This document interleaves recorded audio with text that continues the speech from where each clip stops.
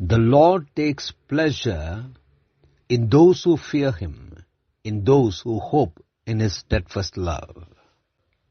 For our meditation this morning, I have chosen from the second book of Kings, chapter 19, verse 31.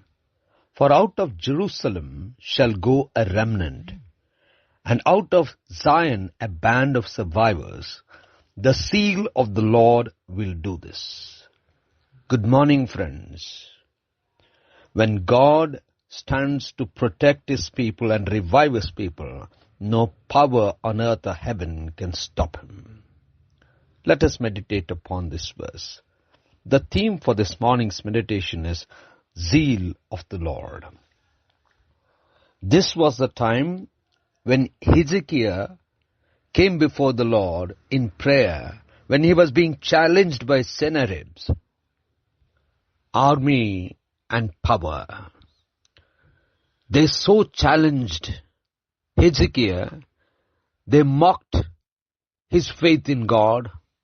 They mocked the people who put faith in their king. They went on saying that in no time, these people of God who trust in God will become nothing. At that point in time, Hezekiah prays and also sends his people to Isaiah. And then Isaiah speaks of God's promise. Isaiah prophesies the fall of the one who is coming to attack the one who boasts about his power. At that point in time, in this verse 31, he talks about a remnant which will come out of Jerusalem, and the survivors will be there, which means to say no power can ever overpower the people of God. And this is done because of the zeal of the Lord. The zeal of the Lord is to protect His people. The zeal of the Lord is love for His people. The zeal of the Lord is to show His power by protecting His people all the way through in their lives. The zeal of the Lord is to revive them, is to restore the power and authority and show the world that the Lord stands with His people.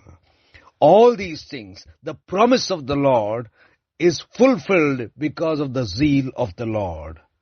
Friends, the zeal of the Lord has brought us a Savior. The zeal of the Lord protects us from all kinds of powers and authorities, all kinds of situation. The zeal of the Lord is so amazing for us. He loves us so much that He has given us His only Son. Let us worship, praise, honor our Lord, for it is the zeal of the Lord which has not only protected us, which is leading us into every blessedness. Gracious God, our Heavenly Father, we thank you. Thank you for your zeal to protect and bless us. Take care of us, Lord. In Christ's name we pray. Amen. यहोवा अपने डरवैयों से प्रसन्न होता है, अर्थात उनसे जो उसकी करुणा की आशा लगाए रहते हैं।